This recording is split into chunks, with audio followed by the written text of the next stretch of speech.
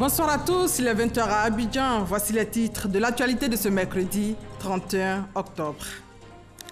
À la une ce soir, Berlin avec la table ronde organisée hier par Angela Merkel pour la promotion des investissements privés en Afrique. Initiative gagnant-gagnant de la chancelière allemande. Le chef de l'État Alassane Ouattara à ce rendez-vous.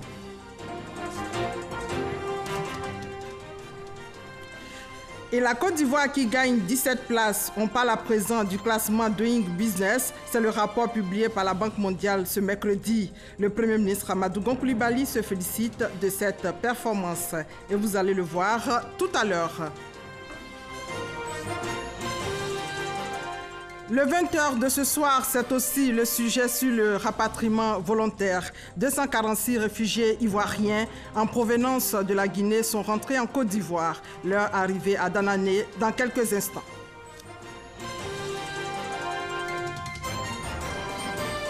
On ira au Pakistan où la Cour suprême a acquitté la chrétienne Asia Bibi. Asia Bibi, mère de 5 enfants, avait été condamnée à la peine capitale après avoir bu l'eau d'un puits réservé aux musulmans. Voilà pour les titres. Bienvenue à tous. Le président Alassane Ouattara était en Allemagne. Il a participé à la conférence économique du G20 Afrique, rencontre dédiée à la promotion des investissements privés en Afrique. Awa Touré, notre envoyé spécial en Allemagne. 11 chefs d'État et de gouvernement africains de l'initiative Compact with Africa à la chancellerie fédérale de Berlin pour une table ronde présidée par la chancelière allemande Angela Merkel et qui a vu la participation de l'Union africaine, l'Union européenne, la Banque mondiale, le Fonds monétaire international et la Banque africaine de développement. Pour Angela Merkel, l'Afrique est à la fois un continent d'opportunités et un défi majeur pour l'Europe, d'où la nécessité de nouer des partenariats égaux et durables. Promouvoir donc l'engagement des entreprises allemandes en Afrique passe par la prise de décisions courageuses, notamment la création d'un fonds d'investissement de plus d'1 milliard d'euros destiné aux petites et moyennes entreprises d'Europe et d'Afrique, l'amélioration de la protection contre les risques pour les exportations et investissements dans les pays du Compact et surtout éviter la double imposition des entreprises. Autre mesure proposée, c'est la promotion de nouveaux partenariats pour l'emploi et la formation en vue de développer des secteurs spécifiques dans des lieux appropriés comme des parcs commerciaux et industriels. Au total, cette table ronde a permis à chaque participant de dresser un bilan de la mise en œuvre du programme, de présenter les performances réalisées et surtout d'indiquer ses attentes. Les premiers partenariats de réforme du Compact with Africa ont été conclus en 2017 avec la Tunisie, le Ghana et la Côte d'Ivoire. Au thème de ce sommet du G20 Afrique sur les investissements, le président de la République Alassane Ouattara a quitté Berlin pour Paris où il va participer aux cérémonies de commémoration du centenaire de l'armistice et à la première édition du Forum de Paris sur la paix. Et en attendant, ici à Abidjan, le vice-président Daniel Kablan-Duncan était ce matin à l'ouverture du premier salon dédié à l'épargne, aux investissements et au patrimoine. Thème principal de ce salon, l'importance de l'épargne pour l'émergence économique. Les détails avec Francis Boifou. Chacun de nous a besoin de garantir son futur, de transmettre un petit peu également son patrimoine à sa descendance. Mais après, on n'a pas forcément des produits qui soient adaptés aux ménages. Voilà qui justifie l'organisation du Salon de l'épargne, de l'investissement et du patrimoine, le premier du genre en Côte d'Ivoire. Cette plateforme d'échange permet aux acteurs des secteurs bancaires et financiers d'identifier les modalités novatrices de mobilisation des ressources à travers l'épargne provenant des particuliers et du secteur privé. Nous avons besoin de réfléchir à un cadre réglementaire adéquat pour favoriser le développement des produits d'épargne, pour inciter les épargnants à épargner. Nous devons en effet nous assurer que les produits répondent aux besoins de rentabilité, de flexibilité et de sécurité des épargnants. Enfin, nous devons tendre vers des produits d'épargne longue qui viendraient financer nos besoins en infrastructure et les besoins en fonds propres de notre secteur privé. Selon le Fonds monétaire international FMI, le taux d'épargne en Afrique subsaharienne reste faible. En 2017, il se situait autour de 16% contre 22% dans la zone euro et 40,8% pour les pays asiatiques. En Côte d'Ivoire, ce taux était à 15%, ce qui emmène le représentant du Premier ministre à orienter les réflexions. Un système d'intermédiation financière efficace est nécessaire pour canaliser l'épargne des agents à capacité de financement. En vue de financer les investissements des agents à besoin de financement. Un système financier efficace contribue à augmenter la mobilisation de l'épargne. Il contribue à réduire les coûts de transaction.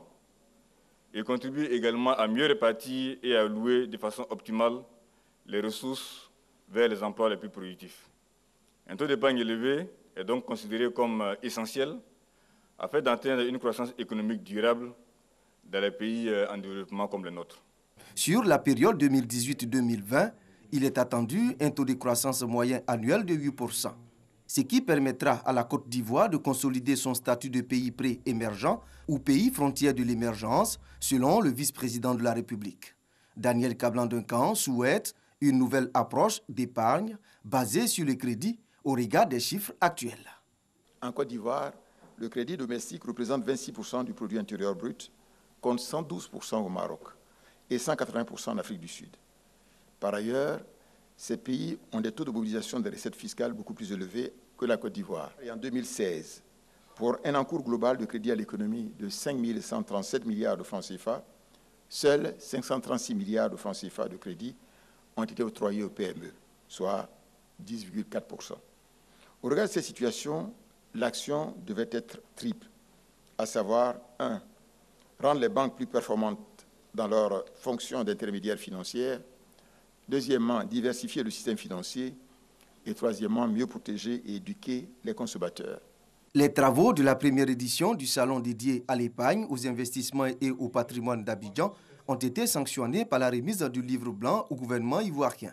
Ce document contient l'ensemble des solutions pouvant augmenter le taux d'épargne dans le pays. Dans ce 20h, le classement Doing Business 2019, la Côte d'Ivoire gagne 17 places. C'est le rapport qui a été publié par la Banque mondiale ce mercredi. Le Premier ministre Amadou Gon Coulibaly s'est félicité de cette performance. Le reportage de l'Anciné Bakayoko. En se hissant au 122e rang sur les 190 pays en compétition, la Côte d'Ivoire fait un bond de 17 places et devient le premier pays réformateur au niveau de la sous-région ouest-africaine. La Côte d'Ivoire donc renoue avec la dynamique des bons résultats que nous avions connus en 2014-2015, puisque au cours de ces 2 années, nous étions parmi les 10 pays qui ont fait le plus de réformes dans le monde. Nous sommes à nouveau cette année dans le top 10. Pour cette édition du Doing Business 2019, la Banque mondiale a mesuré la réglementation des affaires et son application effective dans 10 domaines du cycle de vie d'une entreprise. Le groupe de la Banque mondiale tient particulièrement à féliciter le gouvernement ivoirien pour ses efforts visant à améliorer l'environnement des affaires dans le pays. En effet, la Côte d'Ivoire est un pays résolument engagé vers l'amélioration de son climat des affaires en vue d'attirer, de faciliter les investissements à même de lui permettre d'atteindre ses objectifs de développement. Création d'entreprises, obtention de prêts ou de permis de construire, paiement des impôts et exécution des contrats sont les domaines où la Côte d'Ivoire a réalisé ses meilleures performances. Ces efforts vont être poursuivis avec d'autres réformes liées notamment à la digitalisation de l'administration. Il s'agit du portail unique dédié à l'investisseur, dénommé portail unique de services à l'investisseur. Ce portail permet de regrouper en un seul lieu l'ensemble des informations utiles à l'investisseur. Sont ainsi mises en ligne les informations relatives aux formalités de création d'entreprise et d'obtention des licences, autorisations et permis d'affaires. Avec ce dispositif transactionnel, il existe désormais la possibilité de réaliser les formalisations de création d'entreprise avec génération de l'identifiant unique d'immatriculation des entreprises. Et ce n'est pas tout. Le gouvernement a inscrit en priorité de l'agenda 2018-2020 d'importants projets de réforme tels que la dématérialisation des sûretés immobilières, de l'activité judiciaire, de la déclaration et du paiement des cotisations sociales, du système d'information géographique et de géolocalisation. Signalons que dans ce rapport Doing Business 2019, l'île Maurice est devenue le premier pays de l'Afrique subsaharienne à intégrer le top 20 des économies mondiales. La Côte d'Ivoire s'inscrit au nombre des pays qui ont ratifié l'accord de libre-échange continental, l'accord de Kigali. Les députés membres de la Commission des relations extérieures, au nombre de 179 sur 252, ont adopté à l'unanimité ce projet de loi qui autorise le président à ratifier cet accord de Kigali. On fait le point avec Noël Niagno.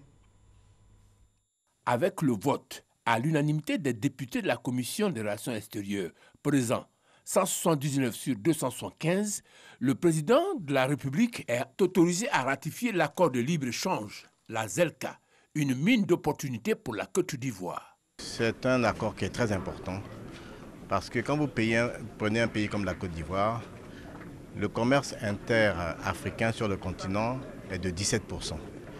La Côte d'Ivoire, le commerce interafricain, la part de la Côte d'Ivoire est de 34%, dont 27% avec la CEDEAO. Donc si la Côte d'Ivoire a déjà 34%, alors que la moyenne continentale est de 17%, malgré les barrières, avec la levée des barrières que va instituer l'accord de libre-échange continental, vous imaginez que la Côte d'Ivoire est l'un des pays les mieux placés pour profiter de cet accord. De 44 signataires en mars 2018 à Kigali, ils sont aujourd'hui 53 pays africains à s'être engagés pour la ZELCA et 8 pays à avoir ratifié l'accord. Direction Trècheville, Carrefour Solibra pour emprunter l'échangeur de l'amitié ivoiro-japonaise. 33% de taux de réalisation, livraison de l'ouvrage prévu pour le dernier trimestre 2019. Reportage Jean-Luc Bangou. Les travaux de l'échangeur de l'amitié ivoiro-japonaise à Trècheville, au célèbre Carrefour Solibra, avancent. Et bien même, le ministre de l'Équipement et de l'Entretien routier est venu lui-même faire le constat. Nous sommes venus visiter le chantier, les travaux avancent très bien. Nous sommes à un taux de réalisation d'environ 33%, alors qu'à la date d'aujourd'hui, on devait être autour de 30%. Le chantier est prévu durer 36 mois. Nous pensons pouvoir tenir donc les délais. La livraison de l'ouvrage est prévue pour octobre 2019. Situé à la jonction des boulevards Valéry Giscard d'Estaing et de Gaulle, l'échangeur de l'amitié ivoiro-japonaise est réalisé par 300 personnes, dont 280 Ivoiriens. Les travaux, cependant, ne se font pas sans désagrément pour les nombreux automobilistes qui empruntent ces tronçons. Ce chantier cause quelques désagréments parce que pour pouvoir réaliser cet ouvrage, il a fallu qu'on rétrécisse la circulation, que les Ivoiriens sachent que les travaux avancent bien et que très bientôt, avec ce bel ouvrage, la gêne qui est causée actuellement sera un vieux souvenir. L'infrastructure d'une valeur de 28 milliards de francs CFA est financée par le Japon à travers l'Agence japonaise de coopération internationale, JICA. Elle va permettre de fluidifier le trafic routier entre les zones sud et nord de la capitale économique ivoirienne. Et tous ceux qui n'ont pas d'extrait d'acte de naissance pourront en avoir. L'État va lancer une procédure spéciale de déclaration de naissance. Elle va durer 1 an, nous dit Kolo Koulibaly. Les 2 projets de loi ont été adoptés à l'unanimité des membres présents de la Commission des affaires générales et institutionnelles du Parlement. Le premier projet porte sur la procédure spéciale de déclaration des naissances, le rétablissement d'identité et la transcription des naissances. On aura la possibilité donc de voir les sous-préfets, les officiers d'état civil se déporter sur le terrain, dans les localités où les gens n'ont pas eu de papier, pour que ces personnes puissent se manifester et en avoir. Vous savez que certains de nos concitoyens ont des actes de naissance qui sont faux. Il faut donner la possibilité à ces personnes de se manifester et de reconnaître que leur acte de naissance n'est pas enregistré, qu'il s'agit de faux, et leur donner la possibilité d'avoir des actes réguliers en prenant la peine de supprimer les actes irréguliers. On a aussi la situation de nos concitoyens qui ont été, il faut le reconnaître, honnêtement, amenés à se servir des actes de naissance de leurs proches pour faire des études. Notre état civil sera modernisé, c'est l'objectif principal du deuxième projet de loi relatif à l'état civil. Le dispositif légal procède ainsi à la suppression des dispositions de l'article 59 de la loi actuelle qui traite de l'établissement de l'acte de décès du condamné à mort, afin de conformer la loi à la Constitution qui a aboli la peine de mort. Le projet de loi intègre également de nouveaux acteurs dans l'organisation et le fonctionnement des services de l'état civil ivoirien en vue de rapprocher davantage les dix services des populations, de faciliter et d'accroître l'enregistrement des faits d'état civil.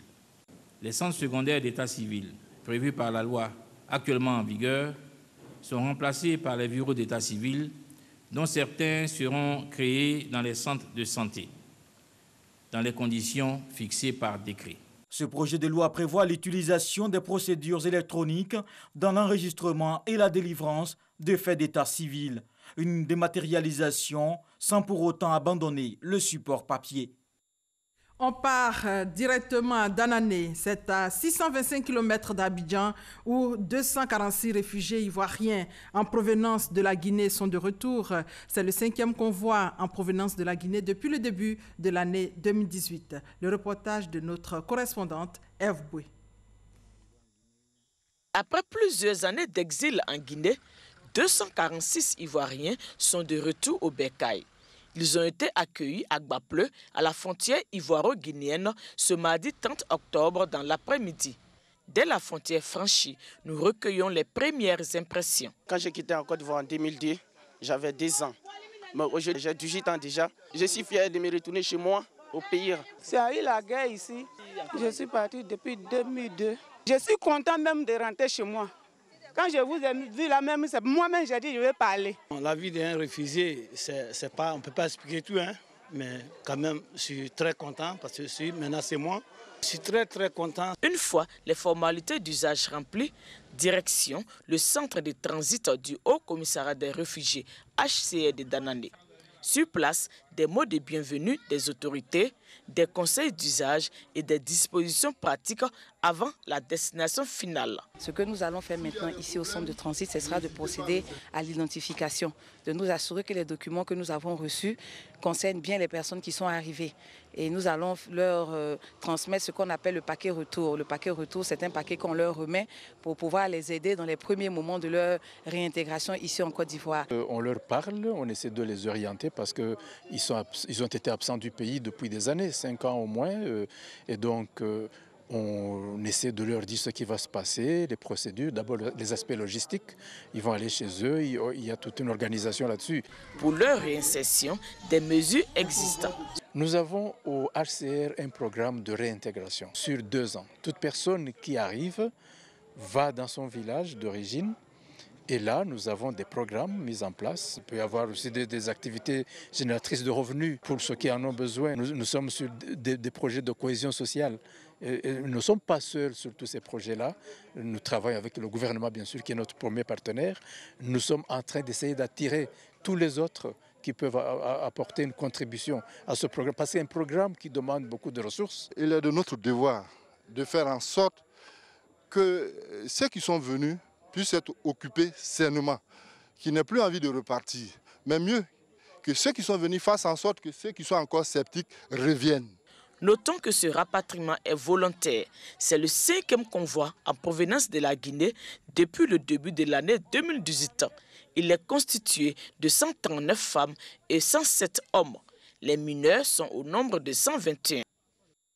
En bref et en images, les communautés baoulées, la société civile et la jeunesse de Grand Bassam apportent leur soutien et leur compassion au roi des Nzima Kotoko, Sa Majesté Amon Tanoui. Ces communautés déplorent les actes de violence à Grand Bassam, cela après les résultats des élections locales. Les populations ont également réaffirmé leur attachement à la cohésion sociale. Nous y reviendrons largement dans nos prochaines éditions.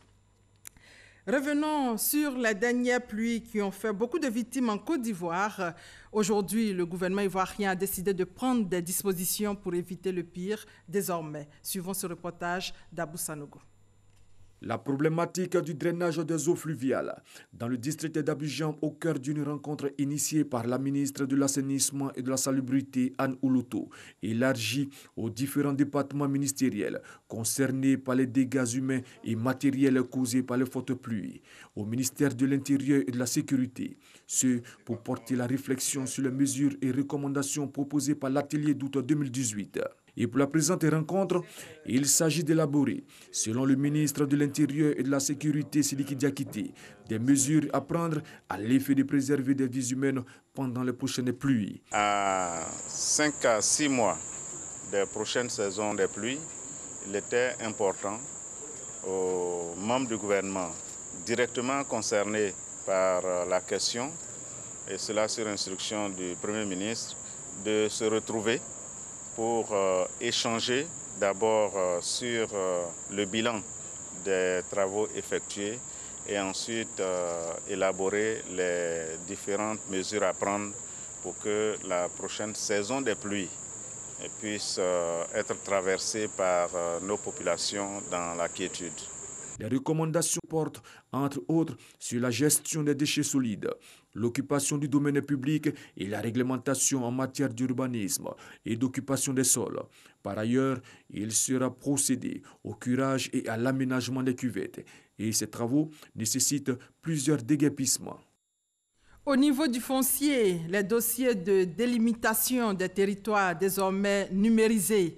À ce jour, sur 809 dossiers reçus, 731 ont été traités et sont intégrés dans le système d'information foncière. Des résultats présentés dans ce reportage de Konaté Moussa.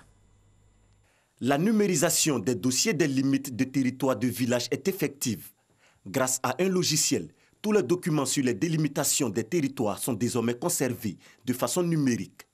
Un processus de sécurisation pour une meilleure gestion des questions liées au foncier rural. Toute la documentation administrative, au niveau des comités, au niveau sous-préfectoral, au niveau des préfets, et même le dernier document qui est produit, qui est l'arrêté qui est produit au niveau du ministère de l'Intérieur et de la Sécurité, toute cette documentation-là est scannée, codifiée et intégrée au système d'information foncière.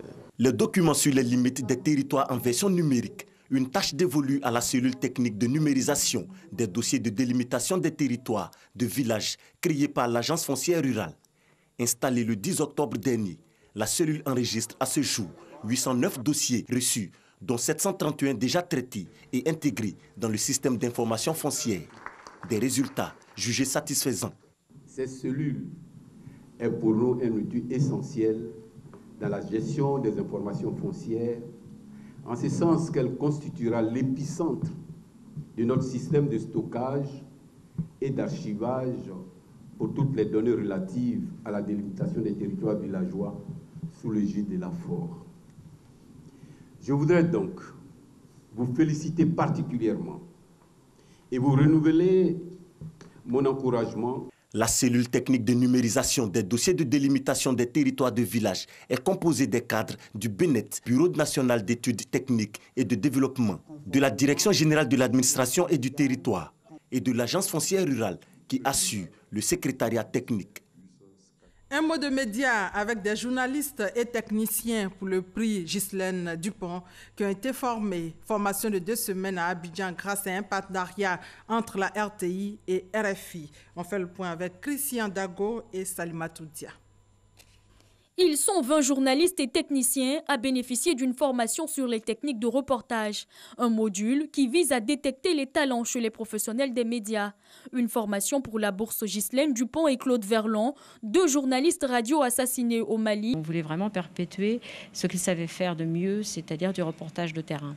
Et perpétuer leur esprit, la façon qu'ils avaient de travailler, c'est-à-dire à 2, toujours en équipe, toujours un technicien, un journaliste.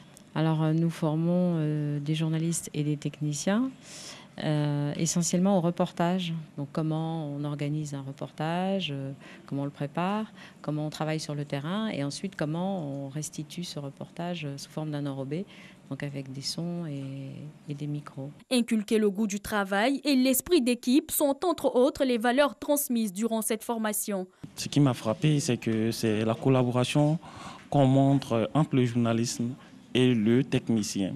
Parce que ce sont deux professions qui sont liées et il faut une certaine collaboration pour réussir à faire ressortir un travail de qualité, surtout que c'est un travail d'équipe. Deux journalistes et techniciens ayant démontré leur qualité de reporter bénéficieront d'une formation d'1 mois à Radio France Internationale et dans les écoles polytechniques et Lima, en France. Direction ce soir, Genève, où le conseil d'administration du Bureau international du travail tient depuis hier sa 334e session. La rencontre porte notamment sur le programme du BIT pour 2019-2021. La Côte d'Ivoire est à ce rendez-vous de Genève. Parmi les préoccupations soulevées, le chômage des jeunes en Afrique. Christine Menan est aussi à Genève. Abidjan accueillera en 2019 la 14e réunion régionale africaine du Bureau international du travail. C'est l'un des 3 points discutés lors de l'audience du ministre de l'Emploi et de la Protection sociale avec le directeur général du BIT. Pascal Kwaku-Abinan et Guy Ryder ont ensemble entrevu les modalités d'appui du BIT à l'organisation de cette rencontre régionale qui réunira une 50aine de pays africains. D'appui, il en a aussi été question pour l'organisation des prochaines élections professionnelles en Côte d'Ivoire. J'ai pu assurer, Monsieur le ministre, de l'appui permanent de notre organisation quand il s'agit d'aborder les défis considérables du monde du travail au Côte d'Ivoire. J'ai profité aussi de l'occasion pour remercier le directeur général pour le retour du siège de l'organisation régionale à Abidjan. À noter, l'Organisation internationale du travail aura 100 ans en 2019. Un peu partout dans le monde, on prépare déjà les célébrations du centenaire de la plus ancienne agence du système des Nations Unies. Pour le centenaire, il y a une très grande réflexion sur le monde du travail qui est en perpétuelle mutation aujourd'hui. Et donc la Côte d'Ivoire prendra toute sa part sur ce sujet important. Alors que le 334e conseil d'administration du bureau se tient en ce moment à Genève, Pascal Abinan et Guy Ryder ont aussi échangé sur le document de coopération 2017-2020 entre la Côte d'Ivoire et le BIT. À l'étranger, précisément au Pakistan, la Cour suprême acquitte la chrétienne Asia Bibi, condamnée à mort pour blasphème. Asia Bibi, mère de 5 enfants, avait été condamnée à la peine capitale après avoir bu l'eau d'un puits réservé aux musulmans. C'est la fin d'une affaire qui a enflammé le pays entre libéraux et conservateurs autour de la loi anti-blasphème. Les autres temps forts de l'actualité dans le monde au pas de course, première destination, la Guinée, où le chef de file de l'opposition, Cellou Dalein Diallo, a été empêché de manifester. Ahmed Traoré et Abou Sanogo pour plus de détails.